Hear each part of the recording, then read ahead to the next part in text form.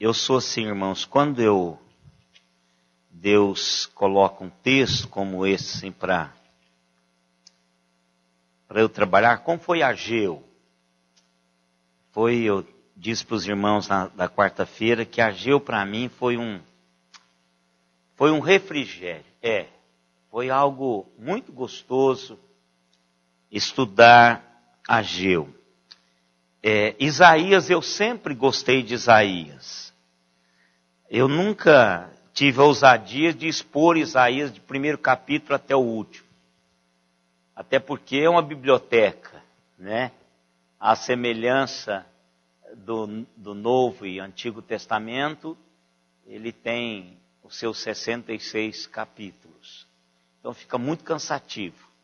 Mas Isaías, ele conseguiu aquilo que a maioria dos servos de Deus, pastores, pregadores, profetas, gostariam de ter.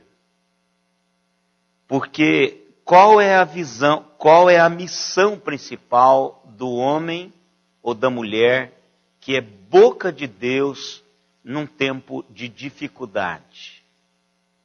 É conseguir, mesmo quando as pessoas não querem nada, não querem, porque não é que elas não estão querendo, não querem porque eu já tentei tudo. Veja isso, o que está acontecendo conosco é resultado da mão de Deus e Deus está me castigando mesmo, aquele negócio. Então, o anelo de todo homem, de toda mulher que é a boca de Deus, é conseguir transmitir para os seus ouvintes a perspectiva de Deus para eles. Isso é algo que é muito difícil. De começar a levantar um povo cativo e que ainda não tinha chegado à liberdade, mas ele conseguiu colocar a palavra de tal maneira que eles sentiram que de fato Deus se preocupava com eles, mesmo ainda em cativeiro. É difícil isso. Mas quando a gente começa a estudar o capítulo 40 de Isaías, nós vamos vendo que ele vai se agigantando. Ele começa assim, bem pequenininho, como que não querendo nada, vai fazendo a pessoa pensar. Entendi. É isso que ele quer levar. Então a gente vai caminhando, ele vai anunciando, ele vai falando, olha, está vindo uma voz, olha, essa voz é como que a voz que clama no deserto, vocês podem ouvir o eco dessa voz, ele está vindo. Né? E na realidade ele não chega, só chega a voz, só chega o resultado da voz, porque ele só chega lá com João Batista, com a voz que clama no deserto, eis o Cordeiro de Deus que tira o pecado do mundo. Então é lá que completa toda essa visão da voz que clama no deserto. Mas aqui, irmãos, vem aquilo que nós estudamos quarta-feira passada, que é do verso 8 até o verso 11. Não, 9 a 11. Não é? Do 6 a 8, nós vimos a questão de que essas promessas que Deus faz não são promessas feitas baseadas no homem que nasce, seca, murcha e vai para o fogo. Ele está dizendo que as promessas de Deus, esse eco da voz de Deus, essa vinda para trabalhar essas realidades espirituais, são firmadas na palavra de Deus, que não tem fim. Ele garante a sua palavra, Deus garante isso. E aí, quando nós olhamos, quarta-feira passada, o 9 até o 11, nós vimos que havia uma mensagem para aqueles que anunciavam as boas novas, aqueles que deveriam clamar do alto monte, deveriam anunciar em Jerusalém, deveriam falar alto, falar firme a mensagem. E qual era a mensagem? Eis aí está o vosso Deus. Isaías aponta para Deus e para o que Deus queria fazer. E aí ele vai mostrando, e nós vamos trabalhar isso no decorrer dessa segunda parte. Então aí ele mostra no verso 10, que esse Deus virá com poder, seu braço irá governar soberanamente, e o galardão devidos àqueles que o servem estava com ele, e diante dele tinha a sua recompensa.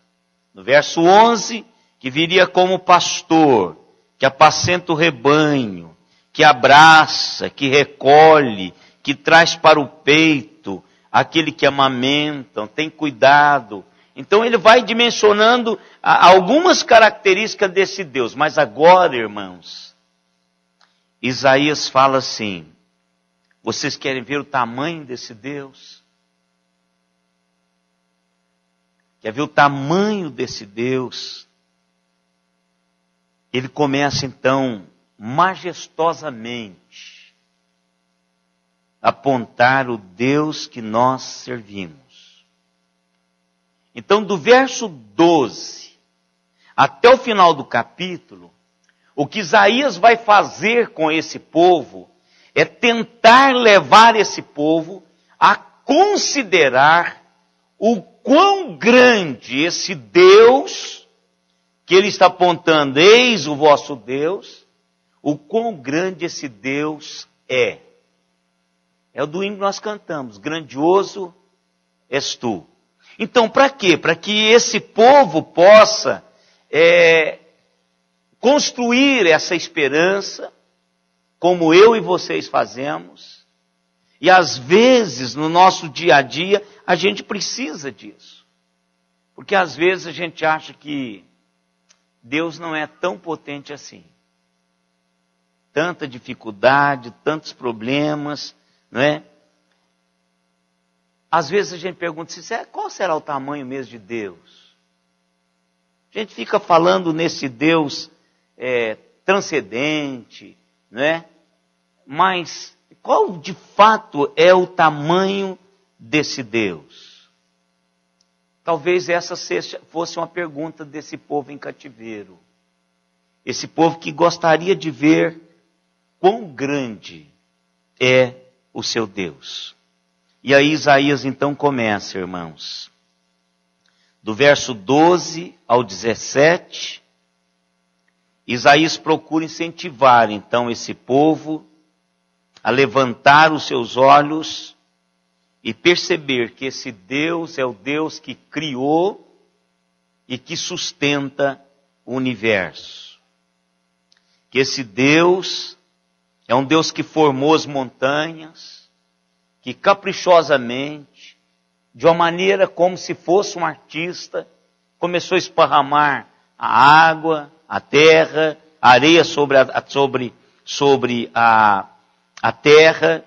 E aí ele faz uma pergunta, irmãos, retórica. Isso é uma pergunta que ele não quer resposta, ele mesmo vai dar. Quem proporcionou a esse Deus conselho para que ele pudesse fazer aquilo que ele fez?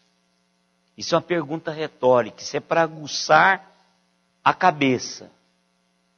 É verdade, quem será que ele perguntou? Qual foi o arquiteto que ele consultou? Quem que deu a ideia das cores, essa diversidade de cores de verdes, por exemplo? Quem que deu a ideia dele esculpir a mulher com esses traços? Como é que ele deu? Quem deu a ideia para ele esculpir os homens tão bem definidos assim? E aí por diante, quem foi? Será que ele pediu a alguém opinião? Claro que ele não pediu.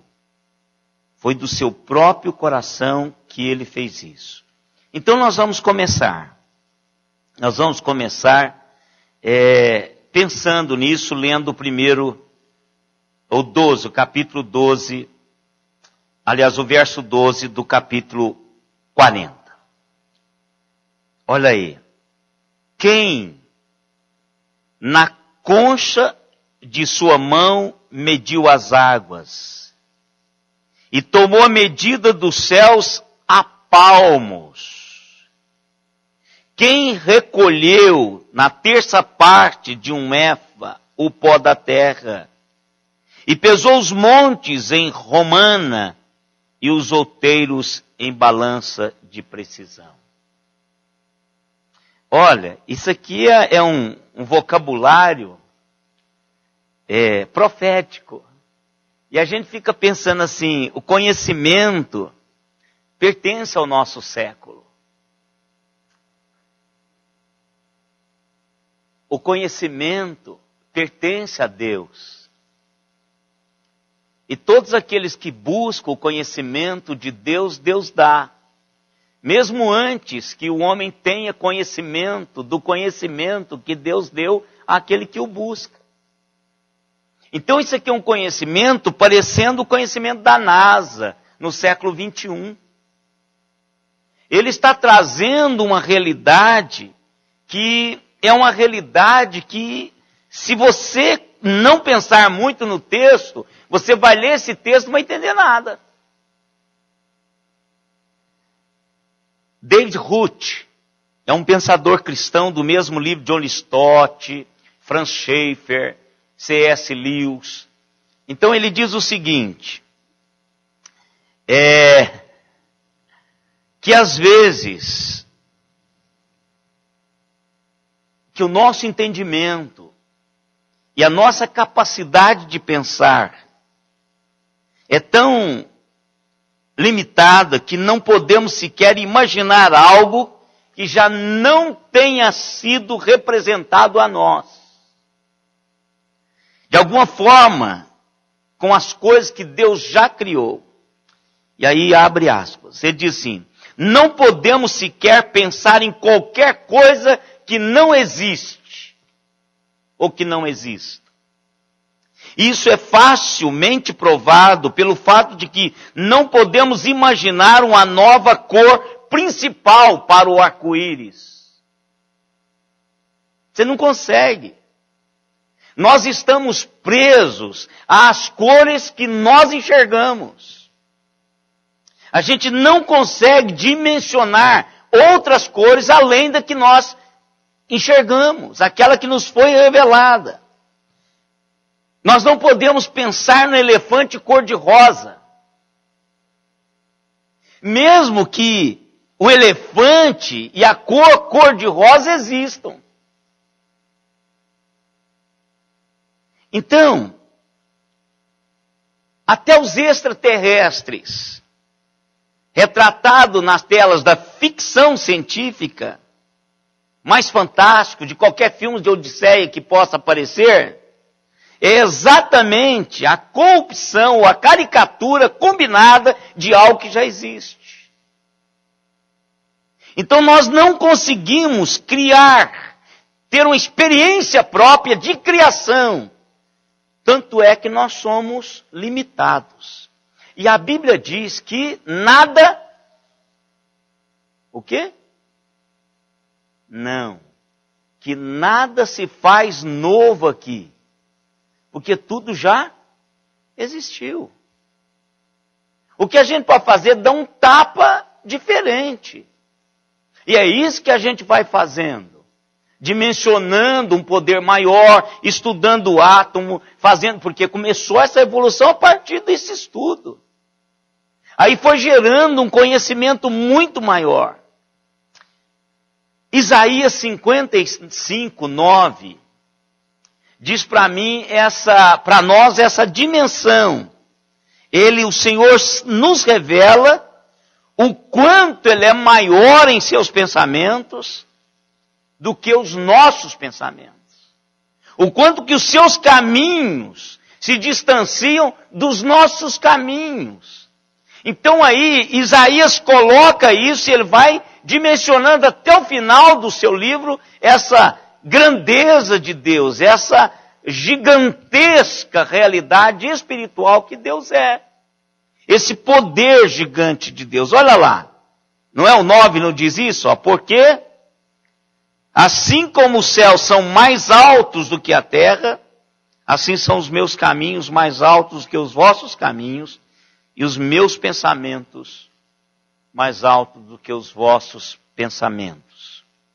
Irmãos, vocês já pensaram, e eu fui pesquisar isso, está aqui a pesquisa, só para eu ter uma noção assim de grandeza.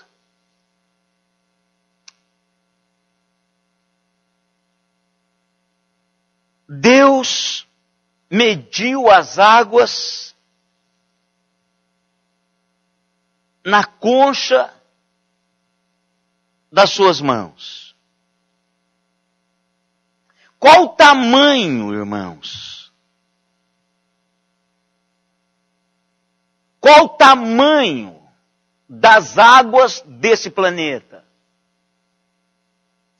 Olha aqui, os oceanos do mundo combinados têm ou contém, vou ver se eu acerto aqui, 1.000, milhão, bilhão. Eu acho que é isso aqui mesmo. 321 bilhões, 253 milhões e 800 mil milhas cúbicas de água. Isso em quilômetro, irmão, complica muito mais para eu dizer para os irmãos. Porque em milha diminui um pouquinho, não é isso? Pelo menos a expressão não é diminui o conteúdo, diminui aqui. Isso é muita água, irmãos. Isto é muita água. E a palavra de Deus está dizendo que ele fez assim com essa água. Será que foi várias vezes que ele pegou com a mão dele? Ou é porque a mão dele é grande mesmo? A mão do Senhor é grande. Eu e vocês temos várias medidas para medirmos as coisas. Nós medimos, só um momentinho, só para eu não perder aqui, segura aí. Nós podemos medir palmos, aqui, né? O meu deve dar 20 centímetros. Mas tem mãozonas aí que dá, você dá 22? Então do meu dá 21, porque o seu tem um a mais aqui. Então, mas tem mão que dá 23, não é? Dependendo do tamanho da sua mão. Isso é um palmo. Palmo não é que a gente mede. Nós podemos medir a altura de uma pessoa em centímetro, não é? Metros. Distância que nós viajamos, nós medimos em quilômetros. Se nós tivermos que medir distâncias do nosso sistema solar, nós vamos usar a unidade astronômicas, que são 93 milhões de milhas de distância do Sol, o Sol da Terra. Em quilômetros, 149 milhões 678 mil quilômetros. Quando nós começamos a medir as coisas fora do nosso sistema solar, nós temos que usar o quê? Ano-luz, ou os anos-luz. Então, o que tem? Um ano-luz tem 5,88 trilhões de milhas. A mais próxima estrela, que é a Centauro Alfa, ou Centauri Alfa, é 4,3 anos-luz. A mais próxima. A galáxia que o nosso sistema solar se encontra, a Via Láctea, é tão grande que o nosso pequeno sistema solar é apenas um cisco. É de 30 mil anos-luz do centro da galáxia. Olha um detalhe aqui que eu fiquei de boca aberta. Aquele famoso Hubble, né? O telescópio Hubble. Não é o Hubble. É Hubble. Pronto, os ingleses aí. Viu, Luciana? Então, em 1995, ele focalizou em uma pequena parte do espaço e encontrou 2.000 galáxias em 1,25 de um grau de espaço. Isso é nada diante dessa dimensão. E eles estão agora, os cientistas, calculando que o universo contém 4 bilhões de galáxias. Cada galáxia contém algo entre 50 a 100 bilhões de estrelas. Eu estou fazendo isso acompanhando a visão de Isaías. O telescópio ainda descobriu aglomerados de estrelas, 11 milhões de anos-luz da Terra. Foram encontrados. Agora eu aprendi um negócio que eu não sabia. Quasares. Né? O que é isso? São objetos astronômicos distantes e poderosamente energéticos com um núcleo galáctico ativo de tamanho maior que o de uma estrela, porém menor do que o mínimo para ser considerado uma galáxia. Então pense, irmãos, eles encontraram a 2 bilhões anos-luz da Terra. E aí, irmãos, você pode clicar lá e ficar o dia todo admirando o que foi a criação de Deus. Cada vez mais. A gente não tem zero. Você conta zero. Por exemplo, quando eu aprendi esse negócio do ano-luz aí, eu sei que são 10 zeros depois de 5,88. 10 zeros. Né? 10 zeros. Isso é muito grande, a nossa cabeça. Então vai o que aquele escritor diz. A gente não consegue, a gente tem isso no computador. Para eu saber tudo isso, eu tenho que estar lendo aqui, eu não sei isso de cor. Não tem que decorar também. Eu não sou físico, não trabalho nessa área, não tem. Irmãos, Deus precisou apenas do seu palmo para medir os céus. É isso que o texto está dizendo. Para medir os céus. Pense vocês quando Isaías está colocando diante de Deus, diante daquelas pessoas, o Deus que ele apresenta. Como é bom nós sabermos que temos esse Deus desse tamanho. Esse Deus que governa tudo isso, porque muitas vezes nós estamos dentro do nosso mundinho, dentro dos nossos problemas, dentro das nossas conchas existenciais, e professamos teologicamente um Deus desse tamanho, mas na praxis nós perdemos a dimensão desse Deus da vida. Eu pensei, Senhor, que coisa! Se a gente pega essa velocidade de anos-luz e vamos adiante, e olha para trás, você consegue enxergar alguma coisa lá do seu ponto de partida? Não consegue. Não consegue enxergar, irmãos. E é isso que Isaías está trazendo ao coração desses exilados, que não querem saber de nada. A capital está acabada, a vida deles, a família, deixou gente para trás. Nós vimos aqui o pastor Jang falando das 2 Coreias. Aquela noite eu fui para casa impactado. Dele falar da irmã dele que ficou na Coreia do Norte e ele foi para a Coreia do Sul e ele tem anos que ele não vê a sua irmã. E eu pensei assim, esses exilados deixaram para trás pais porque eles não levaram velhos. Eles não levaram.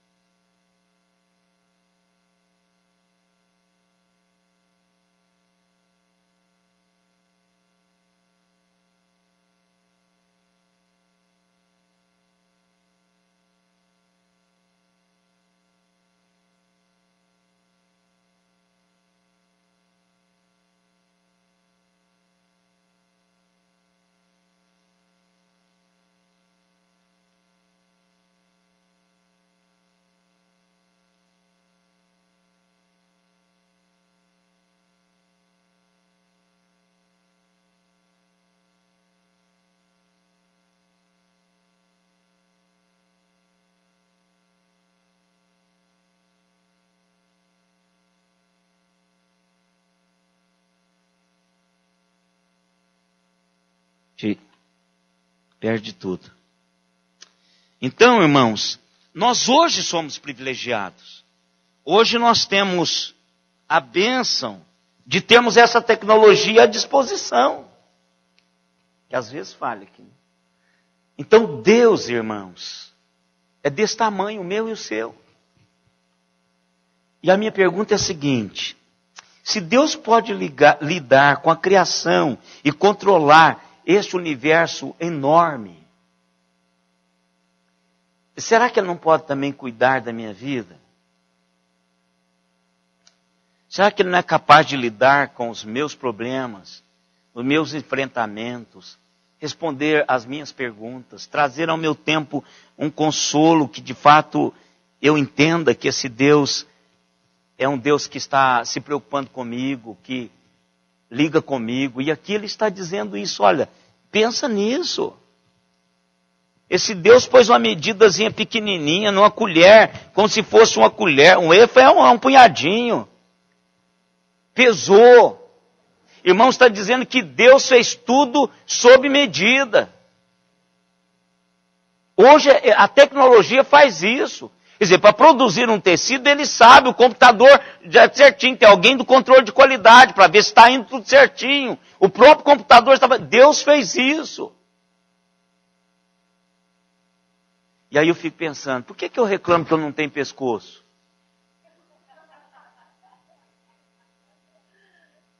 Verdade. Hoje eu não faço isso mais, mas já fiz. Porque eu ainda não tinha descoberto que não tinha pescoço. É o pessoal que fala. Só quando você é jovem, não é? Ah, cadê o pescoço do Ezequiel? Só tem enterrado. Não, você não tem desse tamanhozinho, porque é que eu não cresci pelo menos mais uns 15 centímetros? Aí você começa a perceber que eu sou sob medida. Que se Ele criou o universo, Ele criou montanhas, e foi pedido, cada montanha tem o seu tamanho certo, se não tem, Ele vai pôr. E se está passando, Ele vai tirar. Mas quando Ele construiu, era assim. E a palavra de Deus diz que eu sou feitura dEle. Criado para produzir na vida aquilo que Ele quer. Então eu sou do tamanho certinho, irmãos. Não tem nada errado aqui. Para que eu precise fazer o tempo que eu vou durar aqui, essa é a medida certa. Essa é a medida certa. Porque eu fui calculado. Tudo em mim foi calculado. Então, para fazer o que eu tenho que fazer, eu tenho que ter isso aqui que eu tenho. Essa medida. Então, Deus fez isso de uma maneira espetacular. E eu gosto, irmãos, de uma expressão do Warren. Ele fala o seguinte, que circunstâncias, como essas coisas desagradáveis que a gente vê por aí, é quando a gente tira os olhos de quem Deus é. Quando a gente fica reclamando de uma coisa ou de outra que acontece, um carro que bate, ficamos reclamando. Eu fui pagar ali o combustível, abasteci com o cartão do Francisco, que amanhã eu vou levá-lo para Colar Grau e Uberaba, e fui abastecer. Quando eu chego lá, o camarada põe o combustível, eu vou pagar, o cartão está travado. E eu estava com uma reunião aqui com os meninos às 7h15. Saí com tempo para abastecer e chegar aqui às 7h15. Aí ligo para a Simone, ela não atende. Ligo para o celular dela, não atende. Ninguém atende. Aí você fala, você começa a perder o controle. Para quê? Deus está no controle. Como que nós somos pequenos? É quando a gente tira os olhos de Deus, é que a gente vê que essas circunstâncias nos incomodam, alguma coisa que quebra, alguma coisa que não dá certo, um pé que quebra, um braço que quebra. Nós comentamos isso com a irmã Odiná, lá na casa do irmão Walter. Isso é pedagógico. Deus trabalha conosco pedagogicamente, irmãos. Então nós precisamos de olhar para Ele. Senhor, é um negócio que não está fácil. É um exílio esse negócio aqui. Mas se há um futuro, nós vamos estar com o Senhor nessa realidade. Então, irmãos, eu quero terminar essa reflexão nossa com a palavra do Hudson Taylor. Quem sabe quem foi o Hudson Taylor? Ali foi, quem mais? Só 2. Hudson Taylor foi um ícone nas missões da Índia. Da China. Índia foi o sapateiro. Não é? Então, irmão, da China, é que ele vestiu-se como chinês. Então, irmãos, ele diz o seguinte, olha o que ele diz.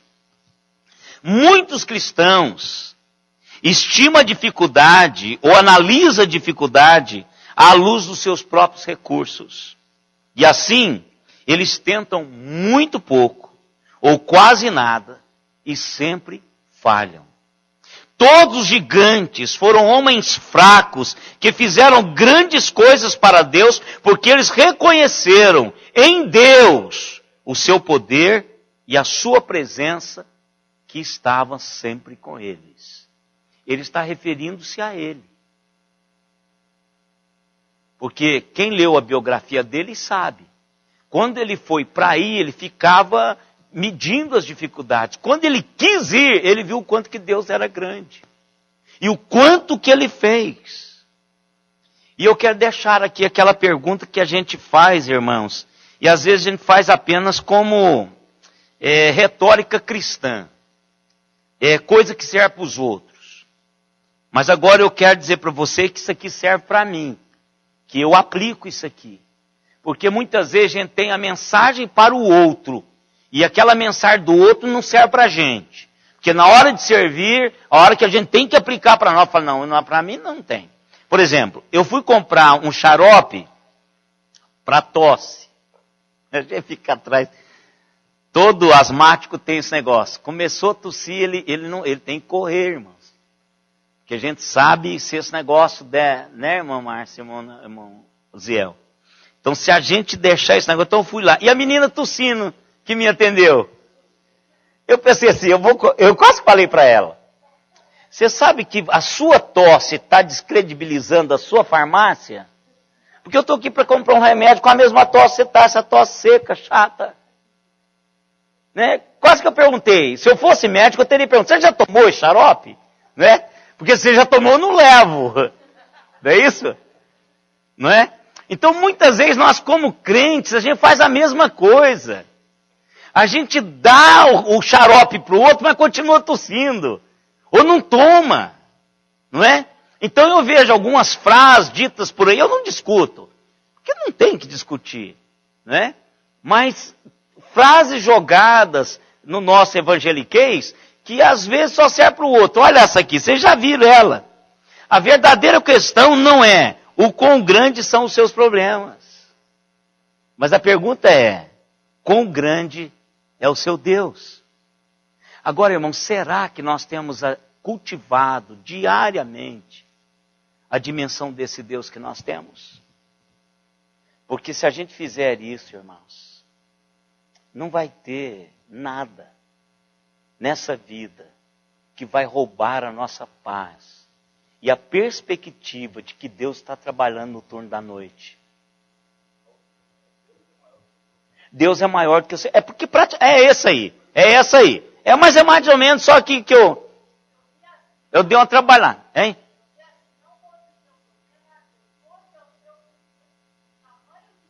É a mesma coisa, é a mesma, né? Trocado só com roupar, aquele tapinha que dá, cada um que fala dá um tapinha, e aí, né, não é nosso mesmo, tá aí na boca do povo. Então, vamos para casa, irmãos. Eu fiquei com essa mensagem, só esse versículo, fiquei ruminando isso aqui.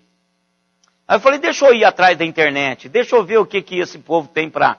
Aí eu gosto daquela enciclopédia lá, que dá todas as informações, site confiáveis. Então eu fui pesquisar. Esse Deus é fantástico. E depois que a gente termina de pensar nisso, a gente fala, Senhor, que coisa maravilhosa. Que coisa maravilhosa é o Senhor. E aí a gente canta, grandioso és tu. Agora, grandioso és tu não é para que não, é que eu vou estar de joelho diante dele. Como eu gosto desse hino. Né? Esse hino pode cantar no meu funeral, vai demorar, não sei quantos de vocês vão estar aqui, mas pode cantar, não tem problema, porque eu já vou estar lá. Viu, Lane? Você fala para o seu filhinho, fala, ó, canta isso aí, porque vai ser ele que vai estar por aqui, como presbítero, né? Então, vamos construir isso, irmãos. Isso é um exercício, viu, seu Guilherme? Isso é um exercício, não é um conhecimento que vem por osmose. Isso é um exercício, todo dia. Dá uma olhada para o céu, dá uma contemplada. Olha para cima e diz, Senhor, eu estou vendo essa lua, mas ela é muito gigante, porque está... Faça uma pesquisa em casa, qual é a distância em anos-luz que nós estamos da lua. Dá uma olhadinha lá no seu computador, né? Porque nós vamos falar disso, ele só começou. Ele só começou a dizer, pessoal, sabe quem está prometendo esse negócio para vocês? De tirar vocês daqui? É o Deus que criou tudo isso. E aí, irmãos, eu posso morrer tranquilo amanhã. Porque a Bíblia diz que eu vou ser ressuscitado. Olha que coisa fantástica. Se ele trouxe à luz do nada todas essas coisas, o que é para ele trazer-me de volta em glória? Por Cristo Jesus, não por mim. Então posso viver vibrando. E não importa se eu viva 50, 100, 120, 30, 20 anos. Que o Deus vai continuar tão grande. E o melhor, ele se fez eminente. Essa transcendência toda se fez eminente. Ou seja, está aqui agora. Se importa comigo e com você. Eu acho que esse povo deve ter ficado animado. A autoridade espiritual que Isaías tinha mexeu com a alma desse povo. E eu fiquei essa semana assim, agigantado. Eu me sentia 3 metros assim. O dobro. 3 metros e 20 centímetros. Gigante. Como eu trabalhei, irmãos, nesses 3 dias já. Como eu trabalhei nesses 3 dias já. Falei, Deus, que tamanho o Senhor. E o Senhor é meu Pai. O Senhor me criou com grandeza. O Senhor me teceu. Aí vem tudo na cabeça, né? Salmo 139. Vem um punhado de coisa na cabeça. Deus é grande, irmãos. Não teoricamente. Majestoso, meu irmão. Essa é a palavra. Deus é majestoso. Vamos cantar o 26 de novo? É 27, né? Grandioso és tu. Eu sei que agora vocês vão cantar. Hein? 26. Nós temos 10 irmãos conectados em Araraquara. Temos um em Campinas, um em São Paulo. Ó, nós temos 2. Ó, tem um irmão lá da Suíça, de Zug. A sua filha. Deus abençoe. Qual que é o nome dela? Liliana. Liliana, um abraço do seu pai, da igreja, do pastor. Deus abençoe. E temos também a irmã Nadir. E eu quero, nesse final, dizer para Yara e para a irmã Nadir, para o irmão Paulo, que aquele problema é nada diante desse Deus. Eu sei que vocês estão esperando esse momento de oração. A mãe da Yara está em São Paulo com muitas dificuldades, com cuidadores. E a Yara tem se preocupado como crente, com relação à eternidade da mãe dela. Eu sei que essa grandeza de Deus, a mãe dela sabe, porque ela era física. Ela tinha todo o conhecimento do que foi criado, desse cosmos fantástico. Agora, nossa oração, Yara, é que Deus esteja movendo o coração da sua mãe, como moveu o seu, do seu esposo, do irmão Paulo, da irmã Nadir. Eu sei que vocês estão aí na Geórgia nos ouvindo. Então vamos orar, vamos cantar aí. Pega o hinário aí, irmã Nadir. Cante esse hino aí conosco. E no final a gente vai estar orando pela dona Ceci. Eu acho que é isso. É, irmã Vera? Só lembra, não, né? Ceci. Eu acho que é esse o nome dela. Mas é a sua mãe, viu, Yari? Nós vamos orar por ela. Vamos cantar. Eu lembro da dona Lloyd Leão, cantando esse hino.